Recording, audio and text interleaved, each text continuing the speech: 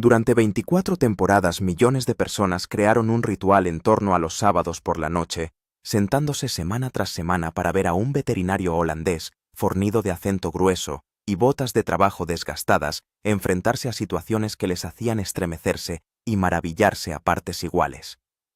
Le veían meterse hasta el codo en una vaca en apuros y traer al mundo a un ternero, le veían sujetar a un cordero tembloroso y entablillar su frágil pata, le veían suturar a un caballo con una calma y una confianza práctica que solo se consiguen tras décadas de repetición.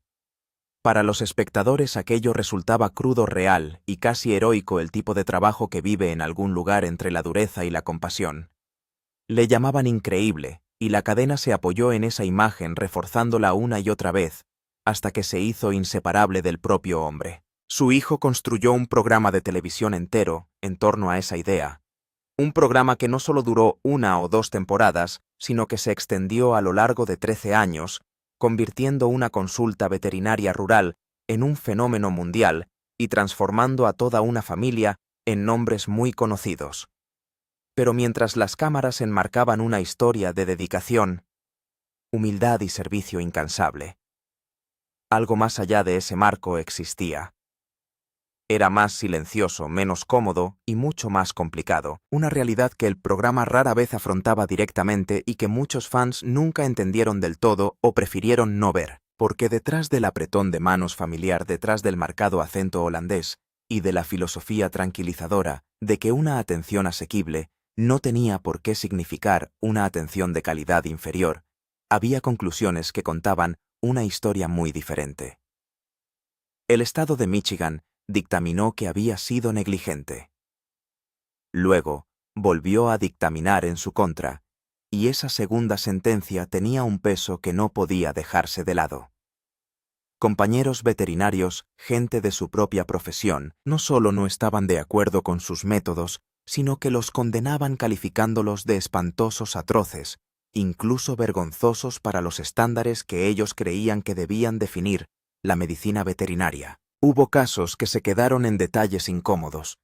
Una perra que soportó la extracción de 10 cachorros muertos después de que a sus dueños les dijeran que esperaran en lugar de actuar.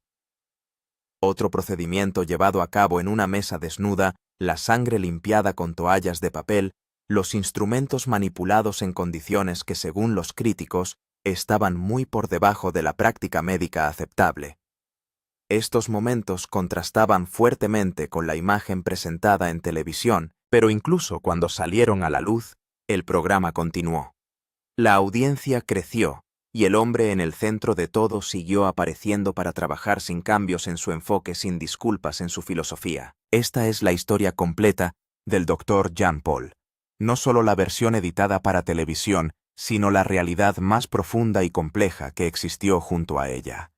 Jan Harm Paul nació el 4 de septiembre de 1942, en Wateren, un pueblo tan pequeño que apenas aparece en la mayoría de los mapas, escondido en la tranquila y brumosa provincia de Drenthe, en el noreste de los Países Bajos.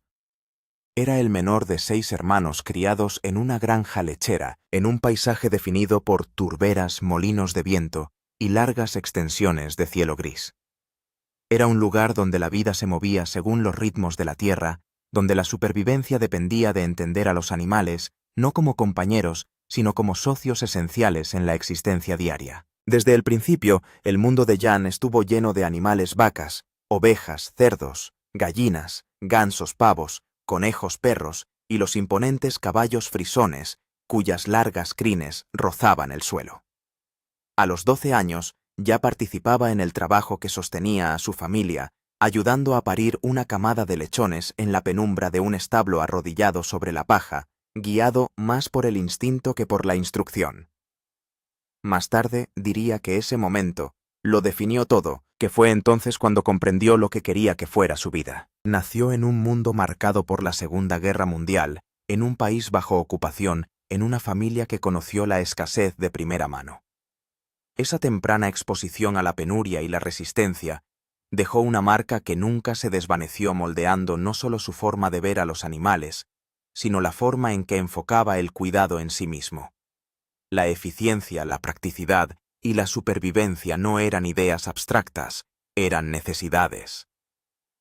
Esa mentalidad viajaría con él a través de continentes, a través de décadas de trabajo, y con el tiempo se convertiría tanto en la base de su éxito como en la fuente de sus mayores controversias. En el verano de 1961, con solo 19 años de edad, Jean-Paul llegó a Estados Unidos a través de un programa de intercambio organizado por el Consejo de Iglesias de Michigan.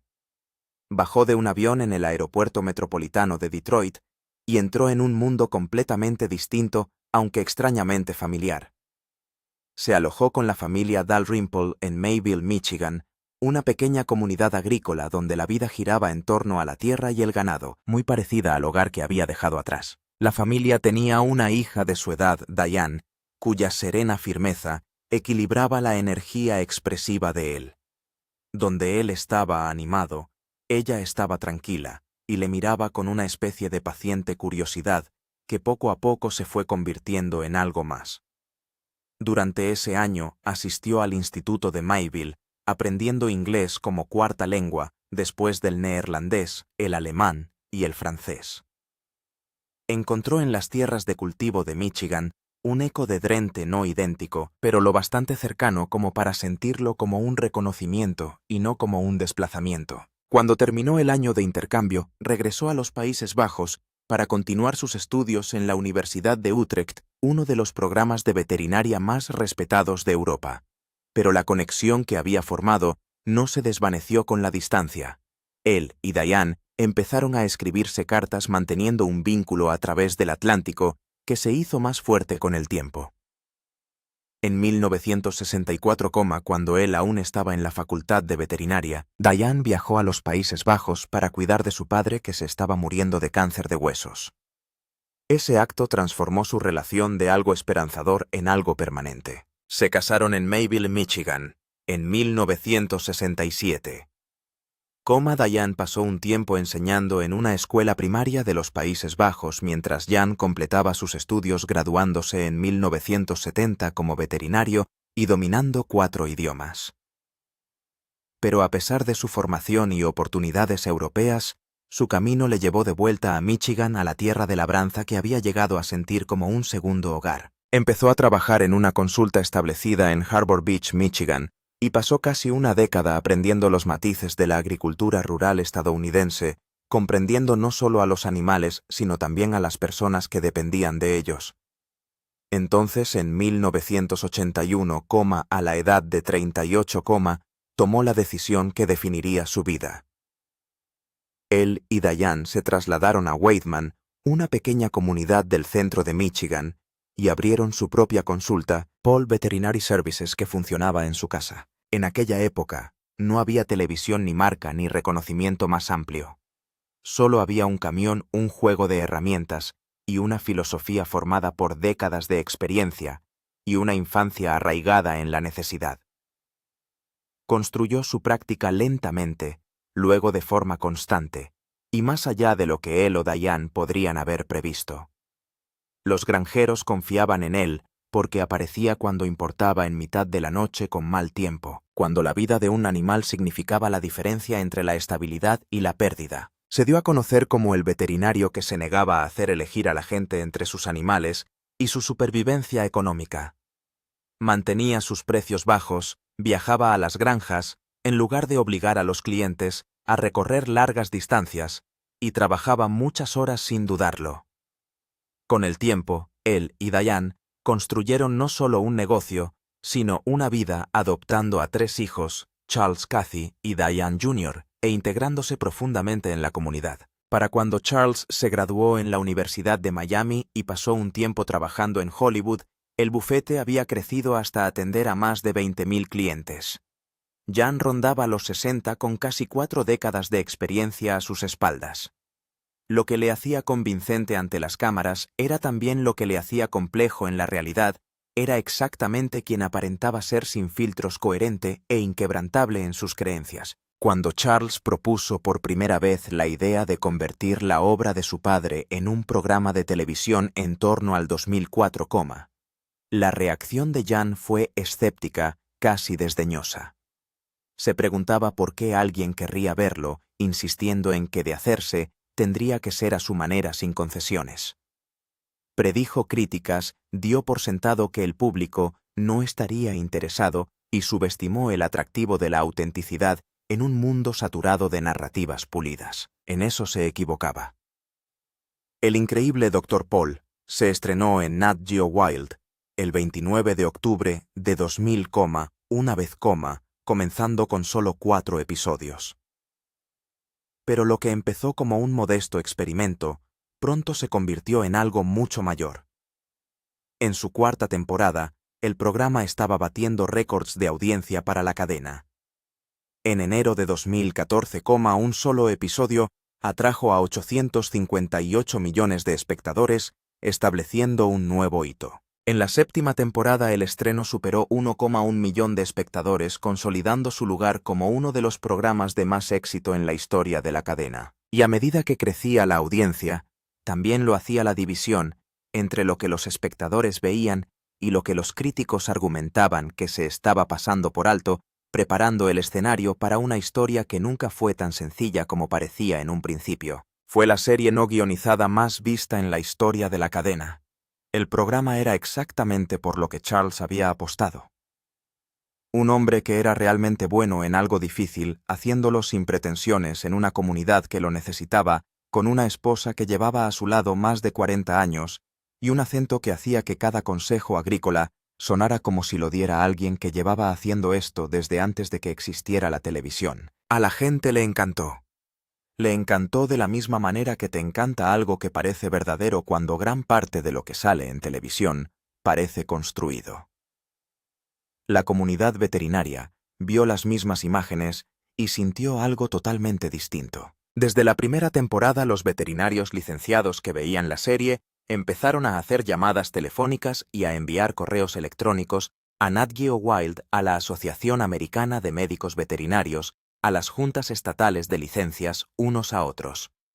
Las quejas no eran abstractas, eran específicas para cada episodio, específicas para cada plano. Una veterinaria de Miami, la doctora Patty Cooley, publicó un blog en noviembre de 2012 que se hizo viral dentro de la profesión. Escribió que otros veterinarios habían utilizado palabras como atroz, espantoso, absolutamente imperdonable y vergonzoso para describir lo que estaban viendo.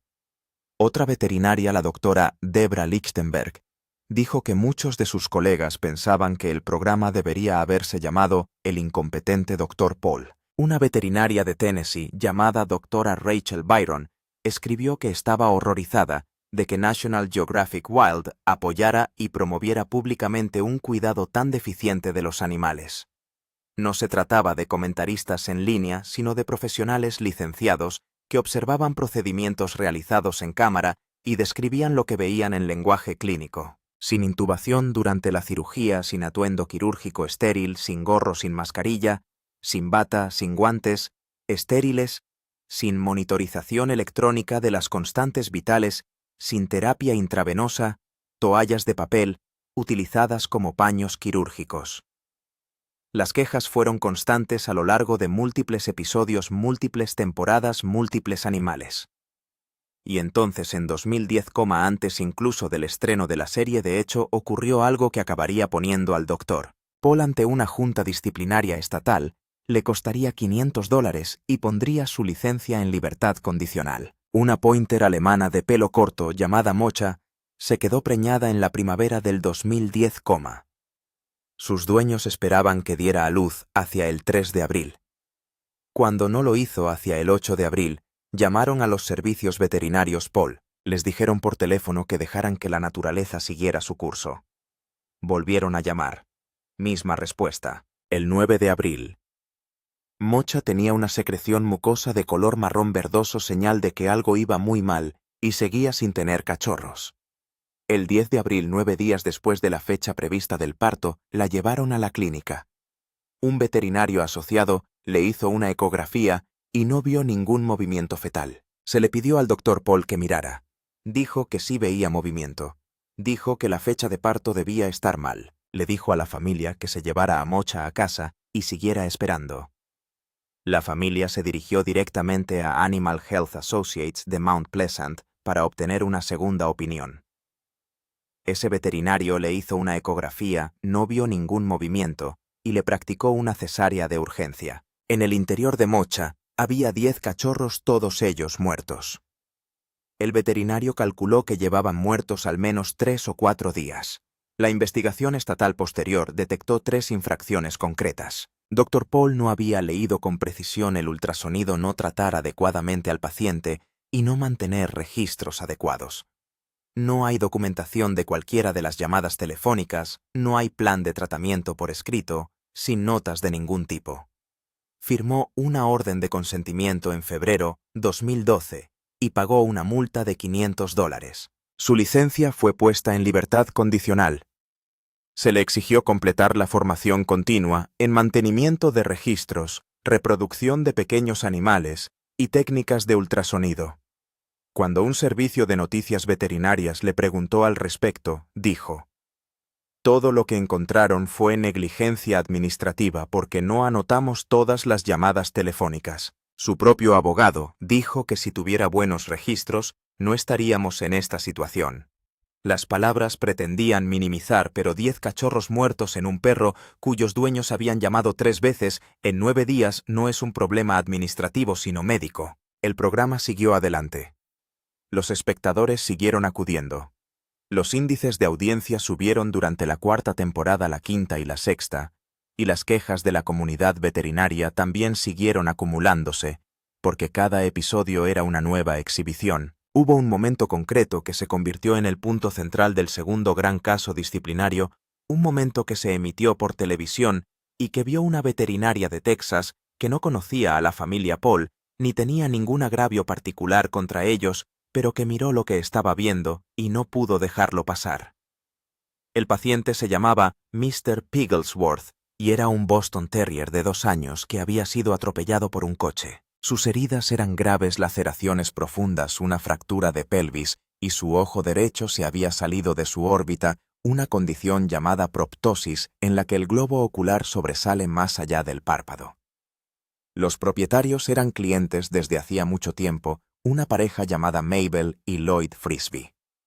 Tenían un presupuesto de menos de $300. La alternativa, si el Dr. Paul no podía tratar al señor Pigglesworth dentro de ese presupuesto, era la eutanasia.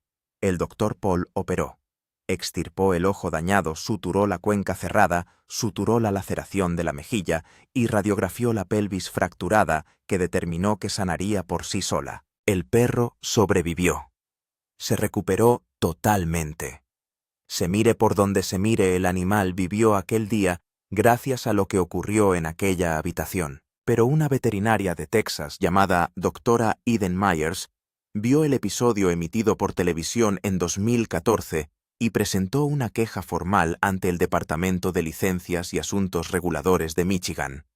Lo que había visto era esto: el Dr. Paul realizó la operación sin gorro, sin mascarilla, sin bata y sin guantes estériles. Se limpió la sangre de la zona quirúrgica y del interior de la cuenca ocular con toallas de papel. El instrumental quirúrgico se colocó sobre toallas de papel entre usos. No hubo intubación. No había equipo de monitorización electrónica, ni bombonas de oxígeno, ni catéter intravenoso. Durante la intervención, Charles Paul, productor ejecutivo de un programa de televisión sobre su padre, no era veterinario ni tenía licencia para ejercer ningún tipo de profesión médica. En enero, un juez de lo contencioso administrativo celebró una vista en la que el perito del Estado declaró que las directrices de la MVM establecían unas normas mínimas. En el contrainterrogatorio, reconoció que se trataba de directrices sugeridas, nunca adoptadas por la legislatura de Michigan como ley. La defensa aportó sus propios testigos expertos que declararon que el procedimiento, no era una cirugía mayor, y que el resultado demostraba la idoneidad de la atención. El subcomité disciplinario votó 3-1 contra la doctora Paul. Otra multa de $500, otro año de libertad condicional, educación continua obligatoria en anestesia y atención de emergencia. Y entonces el Dr. Paul apeló.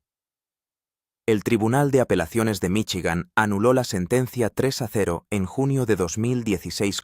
El dictamen lo calificó como el curioso caso del señor Pigglesworth y determinó que el Estado no había establecido una norma de atención legalmente exigible que el Dr. Paul hubiera infringido.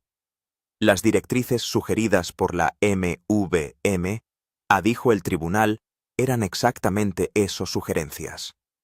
No había ninguna ley de Michigan que exigiera que un veterinario llevara una mascarilla o una bata durante la cirugía, ningún estatuto que ordenara la intubación o la monitorización electrónica. El tribunal calificó la decisión de la Junta de arbitraria y caprichosa y señaló con lo que se lee como auténtica perplejidad que se había salvado la vida de un perro, y sin embargo, el veterinario se enfrentaba a sanciones. El abogado del Dr. Paul dijo que el caso demostraba cómo la Junta tomaba decisiones arbitrarias. Dentro de la comunidad veterinaria la reacción fue de alarma más que de alivio. Un analista jurídico de Veterinary Practice News escribió que la sentencia dejaba al público en gran medida a merced de las creencias de los veterinarios individuales, porque sin normas codificadas de atención, una junta estatal no podía hacer cumplir el consenso profesional de que las máscaras y los instrumentos estériles y la intubación existían por razones que no tenían nada que ver con la preferencia.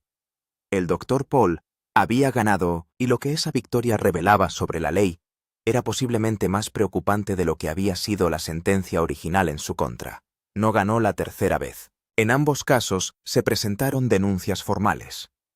En la denuncia por esterilización se alegó falta de intubación, ausencia de monitorización electrónica y no utilización de gorro, mascarilla y bata quirúrgicos. Un juez de lo contencioso administrativo revisó inicialmente ambos casos y concluyó que el Estado no había demostrado su culpabilidad.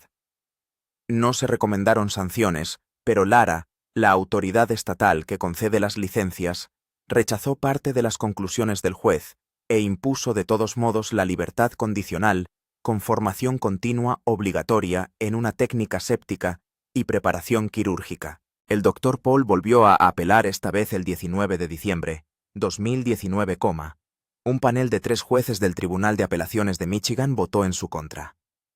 Los jueces consideraron que las conclusiones de Lara estaban respaldadas por pruebas competentes y sustanciales. Un experto veterinario llamado Dr. Joseph Klein había testificado que operar sin intubar dejaba al animal con una vía aérea desprotegida y que tener una vía aérea desprotegida es una práctica insegura. La apelación fue denegada. La libertad condicional se mantuvo. Ahora había sido declarado formalmente culpable de violación de las normas profesionales por el Estado de Michigan y confirmado por un tribunal de apelación.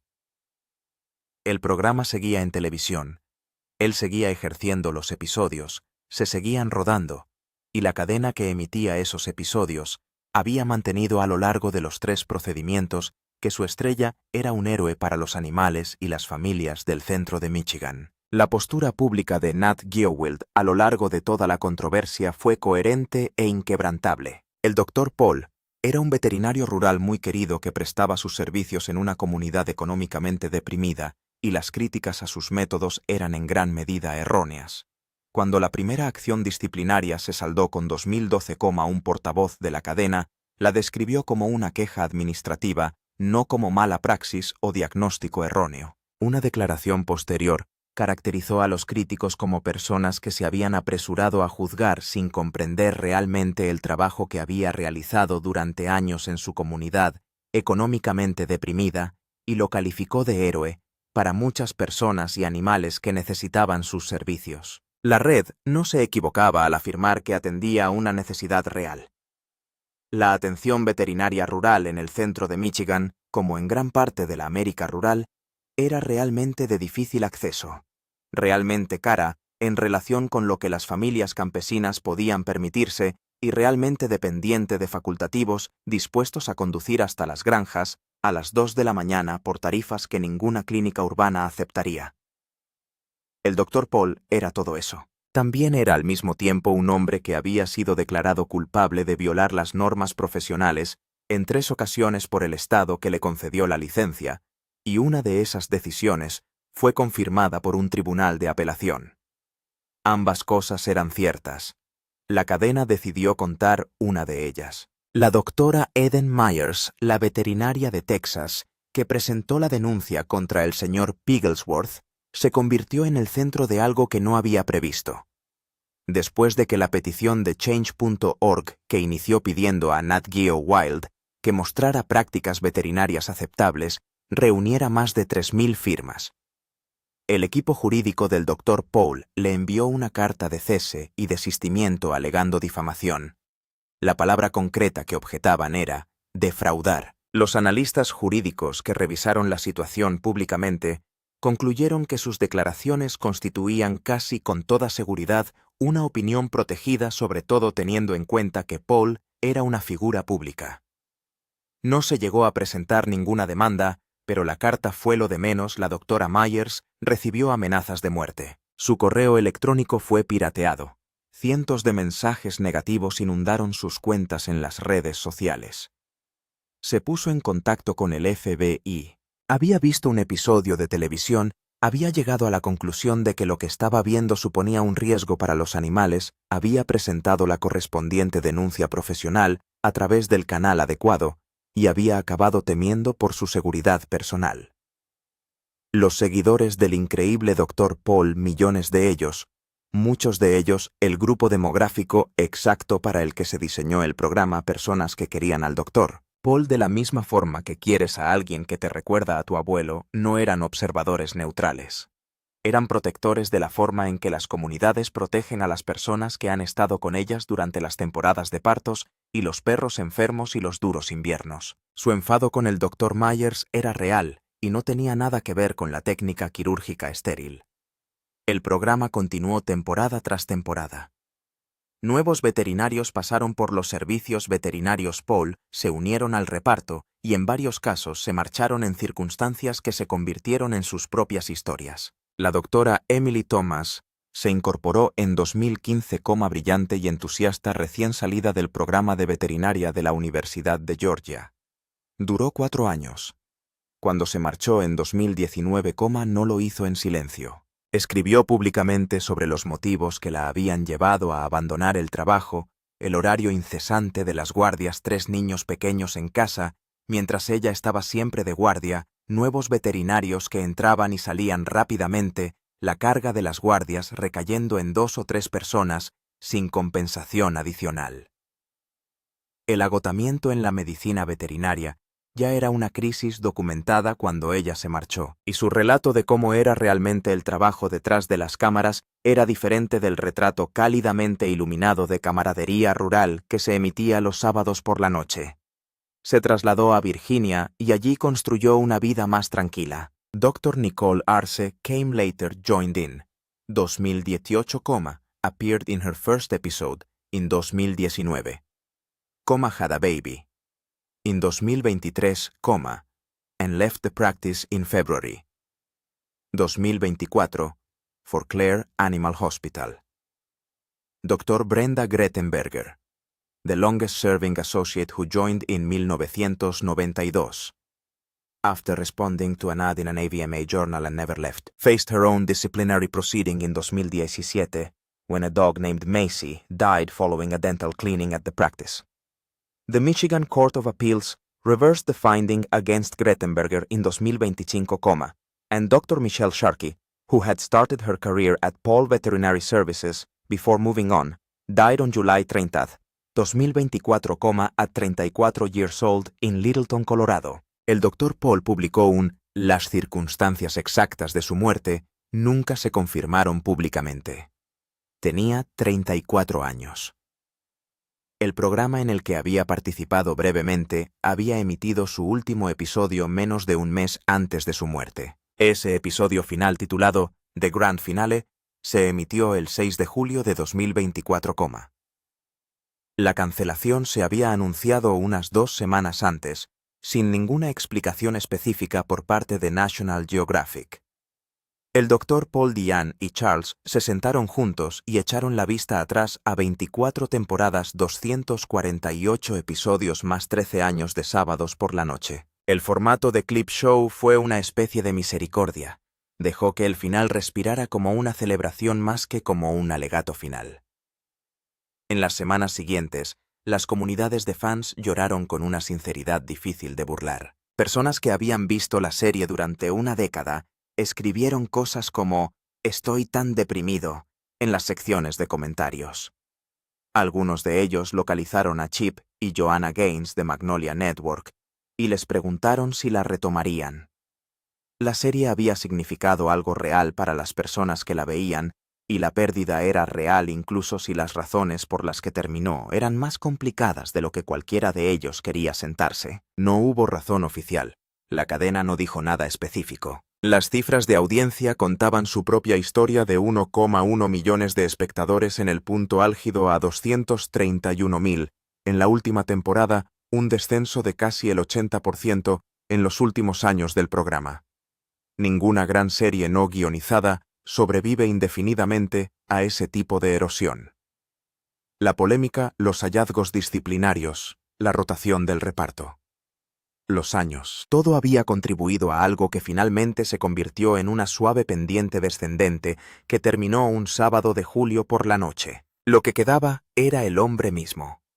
John Paul, 83 años, a principios de 2026, nacido en una granja lechera de Drenthe, durante la ocupación alemana de los Países Bajos, educado en Utrecht, casado en Mayville, ejerciendo en Whiteman, desde 1981, estaba en Bolonia, Italia, en mayo de 2025, para una feria de alimentos para mascotas, llamada Zumar, donde lanzó una línea europea de productos para animales de la marca Doctor. Paul en asociación con una empresa belga. Tenía una aplicación de telesalud para consultas veterinarias, tenía un podcast, tenía merchandising, tenía 855.000 seguidores en Instagram y 1,8 millones de me gusta en Facebook.